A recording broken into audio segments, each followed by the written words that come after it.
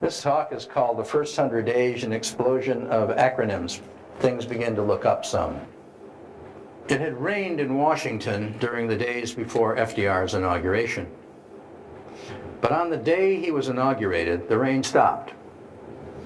And the forecast for the following day was clear. Many thought it was an omen from God. In his inaugural address, following the now famous phrase, "We have nothing to fear but fear itself," FDR proclaimed into a chill March wind, "This nation asks for action, and action now." And action he gave them. So what followed was a blizzard of activity perhaps unparalleled in the history of the presidency. It was a period described by Rexford Tugwell as the Renaissance spring, a time of rebirth after a dark age. An anything can be done spirit permeated the hitherto gloomy marble halls of the federal buildings. FDR enlisted and brought to our nation's capital an exciting group of dedicated, mostly young intellectuals. He infused them with a spirit of service to our country, perhaps never rivaled until the charisma of the JFK years. And they created a bewildering amalgam of acronyms, many launched during the 3 months commencing in March 1933. This period came to be known as the first 100 days, a phrase which has become synonymous with the honeymoon period we seem to afford any incoming president. A period when almost by tacit agreement between both sides of the congressional aisle, the president can do no wrong. During the first 100 days of FDR's administration, we were virtually a bipartisan nation. It wasn't just a honeymoon, it was a love fest. The explosion of acronyms, of course, came to be known collectively as the New Deal. What happened to these acronyms? Of those created by FDR's enthusiastic cadres, some were wildly successful, but only for a while. Some were successful in part, but controversial. Some were abject failures, and some became a permanent part of the landscape, a permanent part of our daily lives. We can't imagine ever having lived without them. What is clear is that none cured the economic depression. But what did change, and began to change almost immediately, is the spiritual depression of the nation began to heal. As we will see, there gradually emerged from the ashes of the Depression a new moral atmosphere, which, though controversial to some members of Congress, nonetheless, like the surviving acronyms, embedded itself forever in the life of our polity, and in one form or another shapes our lives even today. We'll briefly examine one of the wildly successful acronyms which faded from the scene before the end of the 30s, namely the CCC, the Civilian Conservation Corps. We'll examine as well the WPA, which was successful in part, but highly controversial. The abject failure we'll examine was the NIRA, National Industrial Recovery Act, and its administrative agency, the NRA. The permanent fixtures, which of course are a part of our lives and our household words today, include such agencies and programs as FICA, Social Security, the FDIC, Federal Deposit Insurance Corporation, the SEC, Securities and Exchange Commission, and FEMA, Federal Emergency Management Agency. There are numerous other acronyms, but time will simply not allow. Perhaps most important, we'll conclude today's session with the consideration of the metamorphosis of soul, which the Depression brought the nation. Call it the intangible catharsis which FDR wrought. But before the acronyms came the banking decree. On Sunday night, March 5, 1933, almost immediately following his inauguration, FDR informed the nation that the next 4 days were declared holidays for all banks and financial institutions. His explanation was that this would permit an examination of their soundness before they would gradually reopen. The banking decree had immediate ramifications. Imagine the atmosphere. From 1930 to 1932, a total of 3,604 state banks had failed, taking with them into oblivion deposits in excess of $2 billion. Chaos reigned. There were rumors of a national disaster. There was a total lack of confidence in the banking system, and this had resulted in a wave upon wave of withdrawals throughout the country in a crescendo of panic. The Treasury Department estimated that over $1.2 billion had been withdrawn from circulation. There was some confusion about FDR's banking decree. His Secretary of the Treasury at that time, William Wooden, issued an explanation. Banks could make small change to relieve the shortage of small bills and coins. They were permitted to make loans for food. Safety deposit boxes were still accessible. You could get at your safety deposit box. Postal money orders could be issued, and banks could cash checks, but only those drawn on the United States government. But that was it.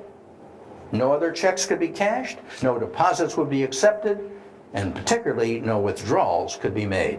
Imagine yourself placed suddenly in that predicament if access to your bank accounts was blocked overnight. Many strange and ingenious ways around the crisis were found. For example, some newspaper businesses paid their employees in scrip, which they arranged with local merchants to accept. The merchants in turn used the scrip to pay for their advertising bills in the newspaper. Barter system. The Queensboro president was down to his last dime when in came a process server with a summons and the usual dollar.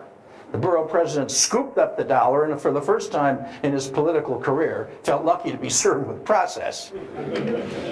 Housewives and husbands dug deep in their basements for bottles, turned them in for a nickel apiece for merchandise. Bankruptcy petitions were held up because the petitions had to be accompanied by cash filing fees. People didn't have them. The stories were legion.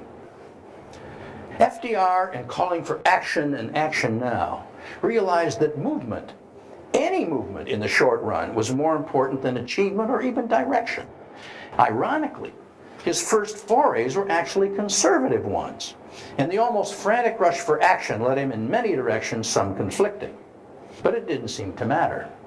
Many analysts of the era have noted that FDR loved to keep his opponents off balance by moving in one direction before suddenly careening off in another, leaving the political pundits gasping for breath. So it was that the major push for reform during the 100 Days was actually preceded during FDR's first week by a move that Herbert Hoover would not only have approved, but would have cheered. FDR had steadfastly refused to cooperate with Hoover to alleviate the banking crisis during the interregnum from November 1932 to March 1933, with disastrous consequences to the economy. But he didn't want to become identified with that failure. But immediately following the inauguration, he rushed a bill entitled the Emergency Banking Act through a special session of Congress in a total of 8 hours. Can you imagine a bill getting through our Congress in 8 hours? Amazing, aren't they? The act provided assistance to private bankers and gave them government approval. But ironically, FDR rejected the one measure that would have lasting effect, FDIC. It was not to his liking at that time. He was finally dragged unenthusiastically, believe it or not, to support it 3 months later in June 1933. But it became a very lasting part of our landscape. During his campaign, FDR had promised that the first thing he would do upon being sworn in was to drive the money changers out of the Capitol. But on the very morning of the inauguration, FDR was in fact consulting with these very same money changers, in this case the bankers, on how to solve the banking crisis. This caused one North Dakota congressman to quip. The president drove the money changers out of the Capitol on March 4th. They were back on March 9th. Nonetheless, as author Robert McIlvaine noted, at last things were happening. Roosevelt had lifted the nation's morale. That was perhaps the view from the top. On the bottom, he had not lifted my father's morale. My father anticipated that FDR would close the banks. In this, he was prescient, but he was not the only one. It seemed the rest of Cleveland, Ohio could see it coming as well. At the time, all of our money was on deposit in something called the Guardian Trust Bank on Euclid Avenue in downtown Cleveland. The bank was about to be closed not only by FDR for a holiday, but forever. My father was trying a case in Cleveland Municipal Court, could not go to the bank. He prepared a withdrawal slip for the balance of our account and sent my mother to withdraw our family's somewhat meager cash resources. My mother took the rapid transit downtown from the suburbs she walked up Euclid Avenue to the Guardian Trust. The line out the door stretched for 2 blocks, around the corner all the way to Superior Avenue. The impending bank closings were no secret, nor was the very shaky condition of the Guardian Trust Bank. My mother waited in line patiently for over 3 hours. Finally, she reached the teller's cage and tendered her withdrawal slip. The teller politely asked, "Mrs. Auerbach, that's a large amount. Will you take a bank check?" My mother was not worldly wise. Up until that, she'd never had a bank account of her own. Most women didn't in those days. And she politely replied, "Sure," took the bank check, and proceeded directly to the municipal courthouse to present it to my father. It was one of those pivotal marital moments. Thank God they both survived. Suffice it to say, my poor mother ran back to the bank, got in just under the wire as it was closing its doors, and cashed the bank check. It may have been the last one that the Guardian Trust Company ever cashed. I still get a pang thinking about that scene. Every time I watch that run on the bank scene, which reappears like clockwork every Christmas in the film It's a Wonderful Life, with Jimmy Stewart and mean old Lionel Barrymore, who plays Mr. Potter. In our household, life went on as it did in most, except that a black metal strongbox tucked under the mattress became our Federal Deposit Insurance Corporation for longer than I care to remember. I still have the box today. Although the tale has no doubt been somewhat embellished by time, I'm certain that it was more true than apocryphal, and it's probably not atypical, given the tenure of the time. The CCC. The acronym CCC stood for Civilian Conservation Corps. It's been suggested that FDR had proposed 3 categories of programs to relieve unemployment and poverty. One was outright grants to the states for relief of hunger. Second was a program of durable public works. The WPA fits this category. And the third was government enterprises that would recruit workers from the ranks of the jobless. The CCC was one of those, and perhaps the most popular of these. It was certainly FDR's favorite. As a gentleman farmer in upstate New York, he'd inherited from his father an intense interest in land management and the nurture of trees. The CCC took jobless youth, mostly from the cities, put them to work building roads in many raw, unsettled sections of the far west. They also became heavily involved in such programs as reforestation, building dams in New England, building the Palisades Parkway in New Jersey. Thousands of young men lined up in front of Army induction centers to file their applications and pass their physicals. Upon induction, they were immediately sent to Army camps, and from there to various state locations where they were housed in accommodations, often built by their own hand. The story of one enrollee recounted in a pictorial history of the times is typical. I was sent to Utah. I'll never forget the ride up the mountains in this battered old truck. We had a grizzled old Army sergeant in charge. When we got to the area, it was just thick woods. "Hey, where's the camp?" I asked. Sarge waved his hands around the trees. "This is it. Break out the axes and chop like hell if you don't want to sleep on the ground tonight." We chopped and built cabins and even a mess hall. For the next 3 years, I grew up physically and spiritually in that beautiful country. It was one of the most rewarding experiences of my life. A large number of these CCC people stayed on. A number own ranches today. For many Eastern city boys, it was their first experience with the rest of the country. And that's a good thing. This enrollment story reminds me of the famous and often imitated New Yorker cover, I don't know how many of you saw it, showing a map of Manhattan, Brooklyn, the Bronx, and then the rest of the country, skipping immediately to Chicago, Los Angeles, Hawaii. Nothing in between, certainly not Cleveland, Ohio, where I came from. An enrollee from the Lower East Side in summer clothes with no overcoat lined up in the early dawn hours at Army headquarters in downtown New York. Upon being accepted into the program, he started dancing a jig. When reporters told him he would probably be sent to the West. Well, he scratched his head, suddenly stopped jigging, and said in dead earnest, "Well, what are we going to do about those Indians?" Each enrollee was given $30 a month, of which $25 was to be sent to his family. Preference was given to families on relief, and the mandatory check home was necessitated by the fact that none of the federal relief agencies was yet set up. By 1937, the CCC was a major government concern, owning $100 million worth of equipment with programs mapped out for years ahead. More than 2,500,000 youths had served in the CCC. They were engaged in 300 different forms of labor throughout the country. These ran the gamut from building a dam on the Winooski River in Vermont to building a small pond in Yellowstone Park to protect a nest of trumpeter swans from predator animals such as coyotes. The CCC program lasted until the wartime draft in 1941, finally depleted its ranks. In its time, it planted 15 million trees, erected 3.5 million check dams to control erosion, built thousands of bird sanctuaries, stocked thousands of streams with fish.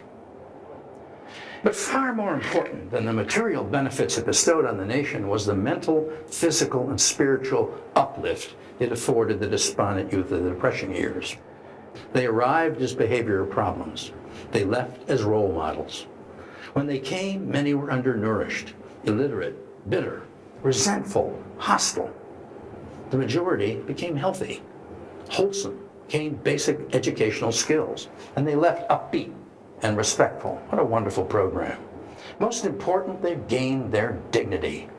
In 1933, FDR had said of the CCC, our program is twofold: conservation of our natural resources and conservation of our human resources. Both are sound investments for the future of our country. The program, which ultimately proved one of the most successful of the New Deal acronyms, admirably filled both goals. The NRA. On June 16, 1933, FDR scrawled his signature on a piece of legislation he called one of the biggest pieces of legislation he'd received from Congress, the National Industrial Recovery Act. He proclaimed at the time that it represents a supreme effort to stabilize for all time the many factors which make for the prosperity of the nation. In short, it didn't. The NRA, which was envisioned as the centerpiece of FDR's cornucopia of acronyms, sought to stabilize overproduction, stem disastrous price cutting, and eliminate starvation and starvation wages and terrible working conditions. That, at least for the fortunate few who were able to still find a place in the workforce. The legislation was broad and it was sweeping, and it was passed quickly, almost in a panic, during the first 100 days. In short, it gave the president sweeping power to promote self-regulation of industry under federal supervision, with authority to work out codes of fair competition. These codes would be voluntarily arrived at by various industry committees, but compliance could then be compelled by the executive branch, which could impose heavy fines for noncompliance. That eventually became a major constitutional problem. The man charged with engineering this mammoth enterprise as its director was General Hugh Johnson, or Old Iron Pants, as he came to be called by the staff. Johnson had headed up the War Industries Board under President Wilson in World War I. And in keeping with his style, the opening scenes of the NRA seemed as if they were choreographed by Busby Berkeley, or were climax scenes from a film spectacular by Cecil B. DeMille. Rallies, parades, casts of thousands, marching, shouting, patriotic slogans, swearing allegiance to the codes of the NRA. We do our part banners, Blue Eagle stickers, all over every retail store and everything else in sight. All were part of the Johnson-created panorama. But we weren't fighting the Kaiser this time, we were fighting greed.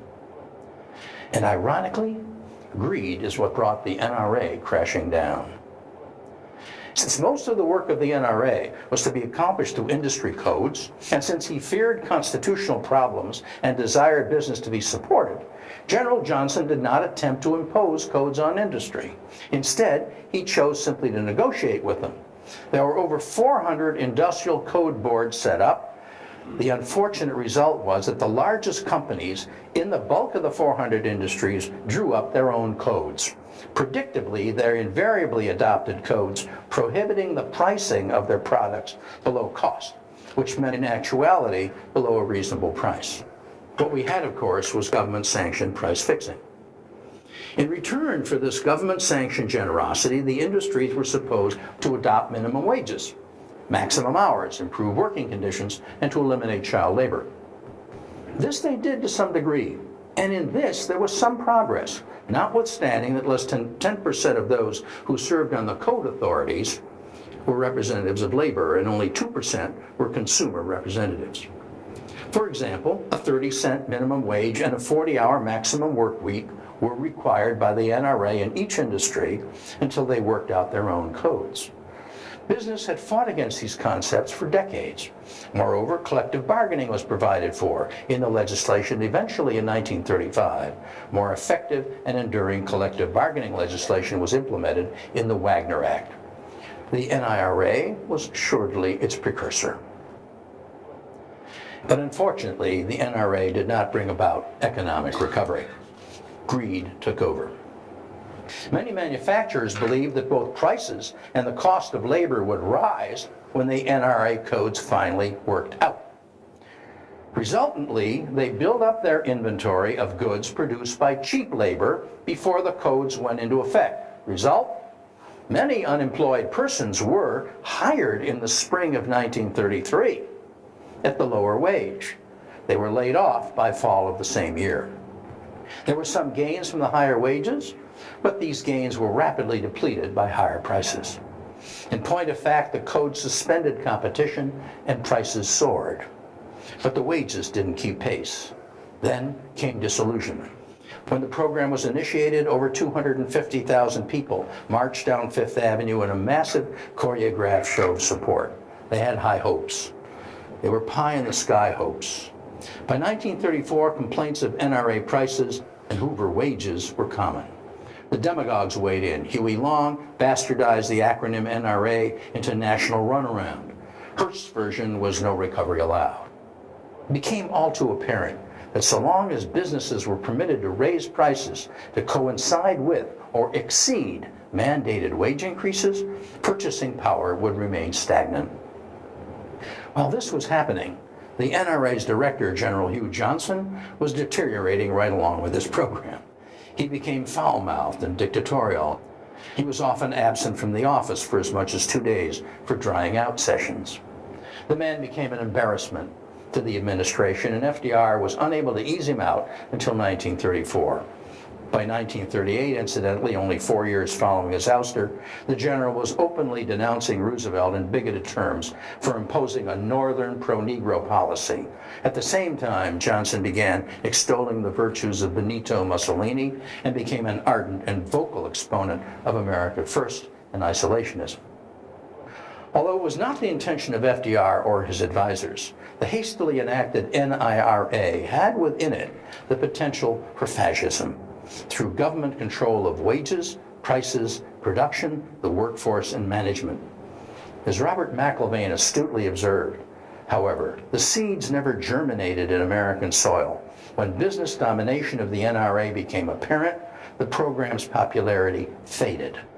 When the Supreme Court, in the case of Schechter Poultry Corp.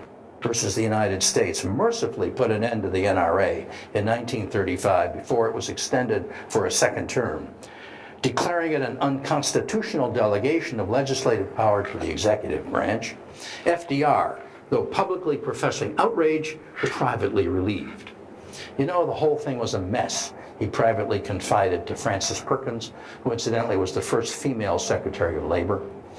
It's been an awful headache. I think perhaps NRA has done all it can do. The WPA. One of the most important of the New Deal acronyms, namely the WPA, was not created during the first 100 days. Its genesis was in 1935. The WPA was created by executive order after the huge emergency relief appropriation of 1935, and it was placed under the direction of Harry Hopkins, fascinating guy. On the plus side, the WPA did construct or improve more than 20,000 playgrounds, public schools, hospitals, airfields, and it created and encouraged an arts program of remarkable and enduring quality. But there were serious problems connected with the WPA. Many came to feel it was merely a thinly disguised dole or charity. The administration created enough make-work projects to lend credence to conservative complaints that one crew of WPA workers would dig holes while another would simply fill them up. Some projects met the goal of sustaining workers' morale. Others did not and were scoffed at as merely an extension of the dole. Pay was woefully inadequate. The nationwide average WPA pay was $55 per month, hardly subsistence pay. FDR kept it that way on purpose to keep workers from becoming dependent upon it and abandoning their quest for work in the private sector. That was the view from the top. From below, this policy often led to social disconnect. Here's an example. Kids are mean. We all know that. We were all kids. We lived with them. When I was in the 4th grade, the WPA was sneeringly referred to as "we poke around" by many in our class. Their fathers were gainfully employed. One kid's father wasn't. Let's call him Curtis. Curtis did not dress like the other kids. His clothes were worn hand-me-downs. He was also not one of the swiftest kids in our class, either mentally or physically. I guess it started at recess one day when Curtis admitted that his father was working on a WPA project. In our neighborhood, that meant he was on relief, just pretending to work as an excuse for the government to pay him money that everybody else's dad had to work for. Curtis was unmercifully attacked, bullied, referred to as a dunce, a clown. Only kids can be that unfeeling and that horrid. I was not a close friend of Curtis, but I felt awful seeing this go on, and I stood up for him, even got into fistfights over him. It was ugly. But things got better, and Curtis remembered. One day after school, Curtis asked whether I'd like to come over. I said, sure, and off we went to Curtis's home. I had no idea what to expect. What I found was a perfectly respectable, neat house, not unlike the rest of our houses. But it was inhabited by a horde of people. It turned out that Curtis had 5 brothers. Now, I was an only child. In those days, radio serials were our principal source of entertainment, and I listened to a bunch of them every day. Oh, there was Tom Mix and his Ralston straight shooters, Jack Armstrong, the all-American boy, and Little Orphan Annie. Tom Mix just craved his Ralston during the roundup out there in the range. Jack Armstrong, who never lost an athletic contest in his life, ate Wheaties before every athletic competition, and of course everybody knew that Little Orphan Annie drank Ovaltine all the time. Some bright young ad exec on Madison Avenue had discovered the phenomenon of the box top. If you made the kids collect them, dozens of them, they could send in for decoders, BB guns, gliders, all kinds of things, thus assuring their parents' loyalty to the brand. If you listened closely to those decoders, there were messages in code that only the knowing with secret decoders could understand, like "eat your Wheaties." You became one of the cognoscenti, part of the club, special, elite. But I wasn't. As an only child, I could only eat so much cereal. Never enough to qualify for the big prize, the secret decoders. Not in time. As we entered the house, Curtis ran to the bedroom to show me his decoders. I was green with envy. How can you possibly eat enough cereal to get those? I asked. Curtis didn't answer. He just grabbed my hand and pulled me into the kitchen, flung open the cabinets above the sink. I can remember to this day, Eureka, the mother lode. There, in all their pristine glory, as far as the eye could see, were box tops. Thousands of them, all kinds of box tops. Ralston, Wheaties, Ovaltine. Here, he said, scooping them up by the handful and dumping them into a grocery bag. Take all you want. I got 5 brothers. We eat a lot of cereal. It's the main thing we eat. You can get everything you want. Who said no good deed goes unpunished? I became a member of all the secret clubs. Within weeks, I was actually decoding. Within a month, I tired of it, and life moved on. While the WPA may have spawned a do-gooder culture, which often had left in its wake social ostracism and an underclass, it also gave birth to a unique, noble cultural experiment. The work relief program for the arts, known as Federal One, was regrettably short-lived and often misunderstood. As a result, it eventually became the whipping boy for conservatives, from Martin Dyes and J. Parnell Thomas in the late 30s and early 40s to Joseph McCarthy and Roy Cohn in the late 40s and early 50s. But during its short tenure, it gave us a remarkable outburst of government-sponsored creativity hitherto unknown in this or any other country. Why Federal One? FDR was not an intellectual, not a deep thinker, but he was a patrician who was imbued with a fine appreciation for the values essential to the good life. And these values included fine music, fine art, theater. By 1935, FDR had become the quintessential paternalist of our struggling democracy. He relished the role. He wanted to make the essentials of the good life available to the masses of the people. Harry Hopkins, who FDR chose to head the WPA program, had led the president's relief efforts in New York when FDR was governor of that state, and had subsequently been appointed Federal Relief Administrator in 1933. Many felt that Hopkins was the person closest to FDR and was his chosen successor, and that may well have been. Unfortunately, however, Hopkins died prematurely and never fulfilled that role. Now, this Hopkins was a man of many contrasts. Though he was born and raised in rural Iowa, Hopkins was anything but Western or rural in style or appearance. He was pale and ascetic in appearance, and he chose to live the bulk of his life in the East. He was more really a city than a rural type. After graduating from Grinnell College in Iowa, he took a job as a summer intern at a settlement house in New York City, and then and there determined to devote the rest of his career to social work, both private and governmental. Highly idealistic man. Hopkins was driven by a moral imperative, an intense desire to help others that would have pleased even Immanuel Kant. And he carried this moral intensity into his work as WPA administrator. Hopkins was anything but puritanical in his beliefs. He was a fixture at the racetrack in Washington, gambled often, and had no formal religious affiliation. But the unique combination of FDR's patrician paternalism and Hopkins' moral passion was no doubt the prime moving force behind the creation and implementation of Federal One. As Robert McIlvaine conjectured, FDR and Hopkins saw Federal One as an opportunity to fuse high culture with American democracy. Harry Hopkins was among those who thought it foolish and wasteful to put a concert violinist or a Shakespearean actor to work laying bricks. In centuries past, talented artists required patronage of the wealthy or the aristocrats in order to survive. You all know about Wolfgang Amadeus Mozart, one of the greatest musical geniuses of all time, who failed to obtain a patron until shortly before his death and died a pauper, buried in an unmarked grave which has not been discovered to this day.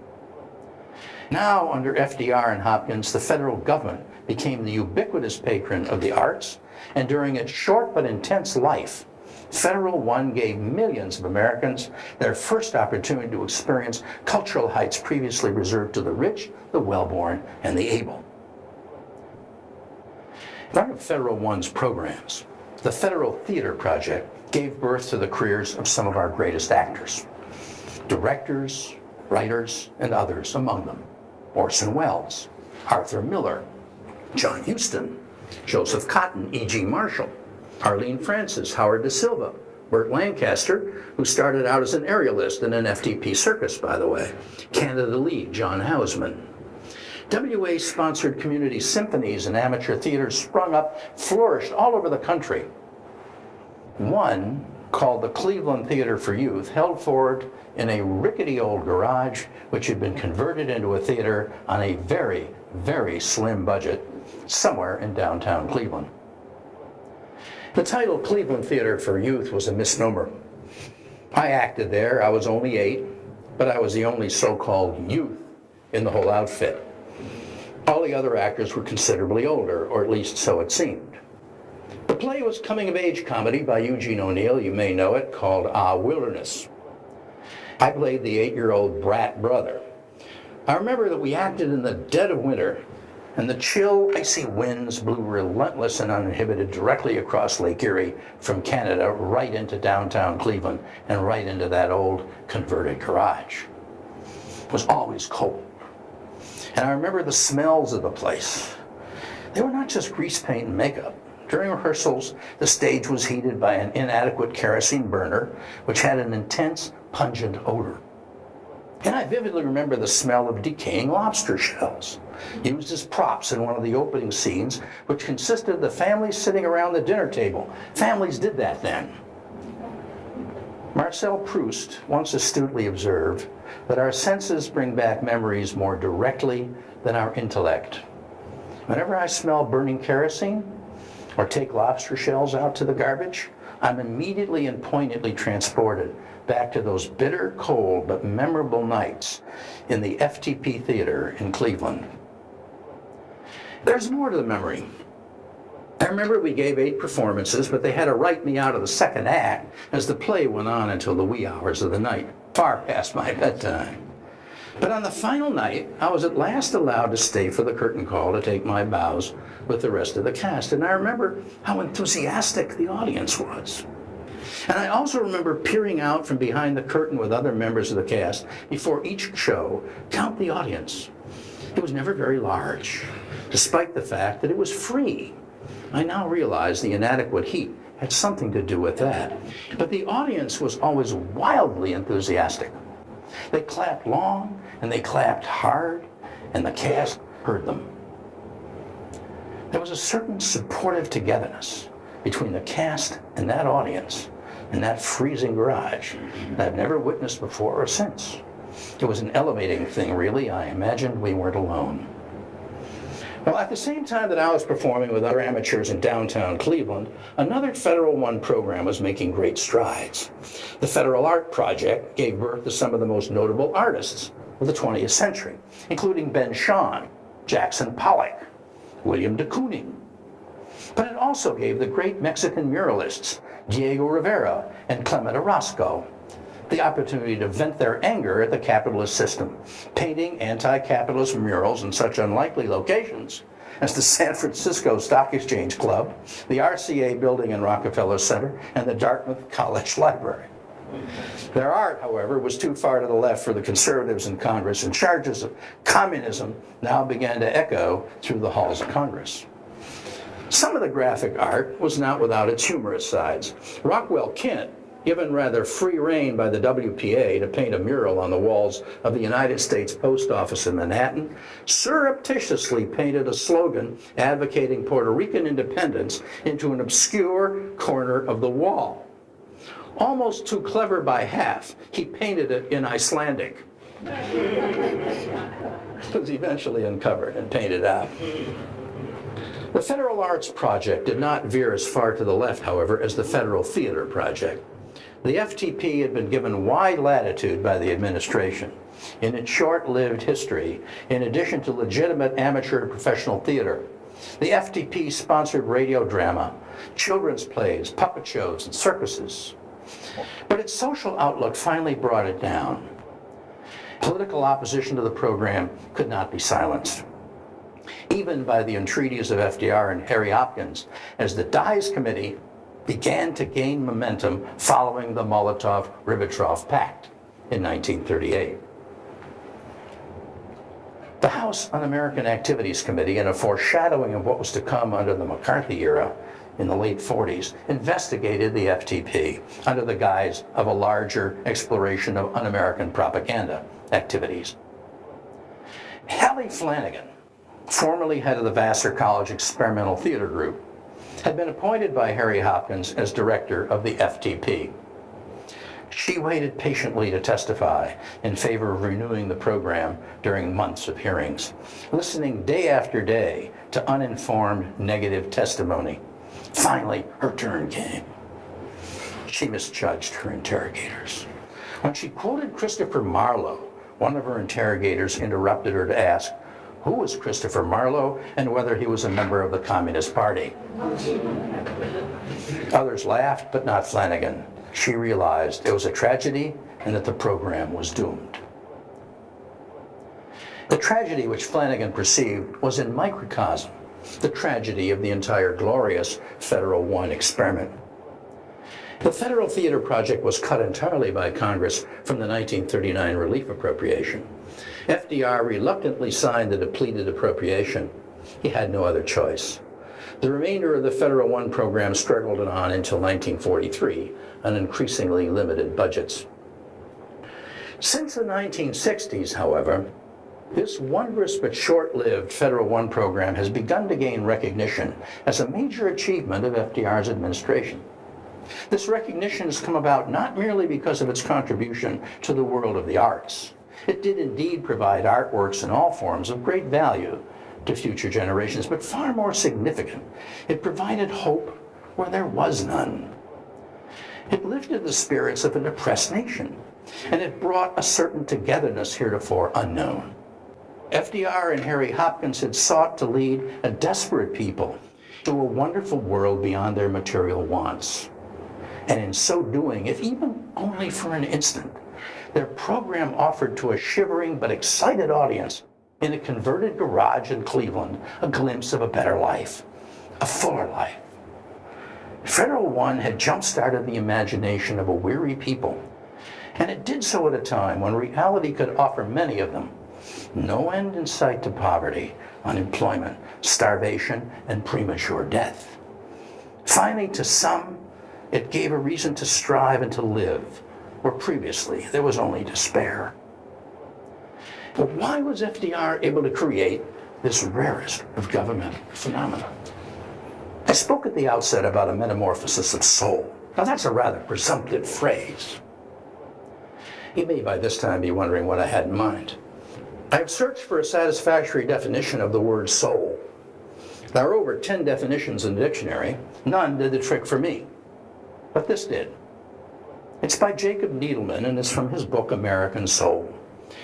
Needleman defines soul as a deep, hidden power of consciousness and moral power within every human being, a force, an intensity of feeling and knowing that defines us as human beings, that defines our place in nature, on earth, and with each other. Prior to the onset of polio, FDR was a very lucky, very aristocratic playboy, and he was considered by many as something of a lightweight. Louis Howe chided him at one point, "You know, Franklin, a lot of people are equating FDR with feather duster." But FDR emerged from his battle with death, a changed man. FDR was still not an intellectual. In fact, outwardly, he professed disdain for intellectuals, although he made good use of them in his brain trust. But he was transformed by his battle with polio, I'm convinced.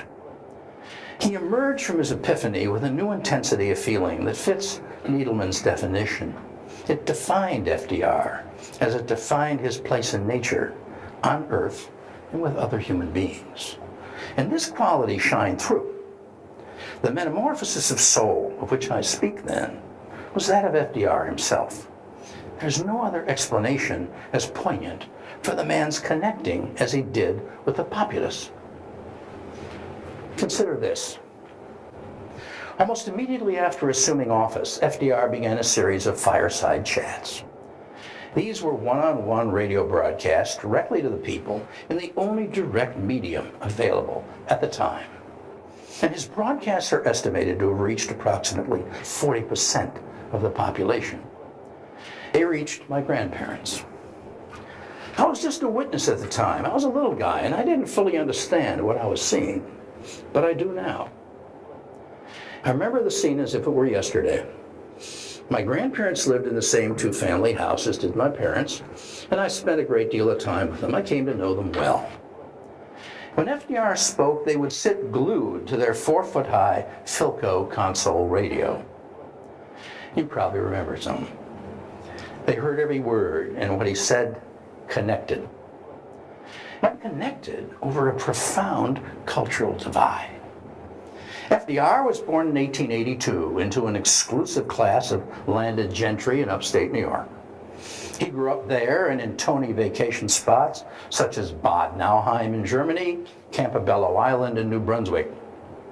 His clan was part of an exclusive white Anglo-Saxon Protestant club. My grandfather was born in the same year as FDR, 1882, but the similarity stops there. My grandfather grew up in a tiny little village called Skrashin on the banks of the Dnieper River in what is now known as Belarus. There were no vacation spots, there were no Bad Nauheims, no Campobellos. In fact, there were no vacations. Nor did he travel much. Except for Tsarist military service, he spent his youth within the confines of Skrashin village. FDR was an accomplished sailor. He spent many long hours sailing in and around Campobello Island. It was a hobby which befitted his station.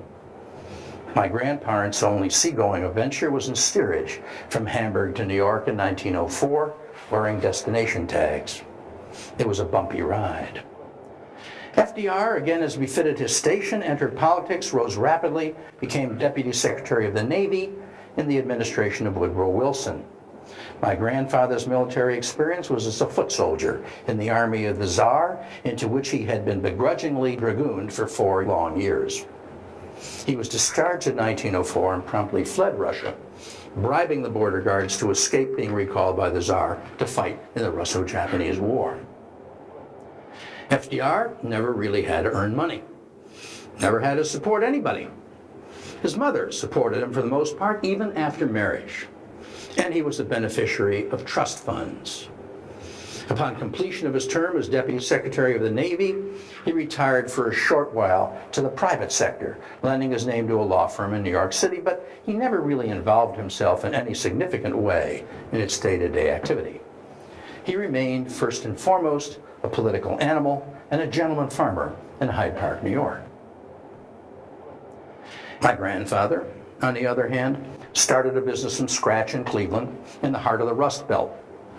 He used his hands to recuperate used barrels, which he collected initially on a horse and wagon from foundries and steel mills located in the industrial flats along the banks of the Cuyahoga River in downtown Cleveland.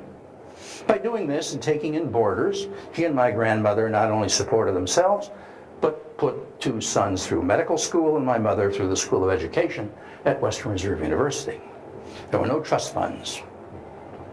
FDR spoke the King's English, almost with a bit of an Oxford brogue, having spent considerable time as a youth in the baronial English manor houses of friends and relatives.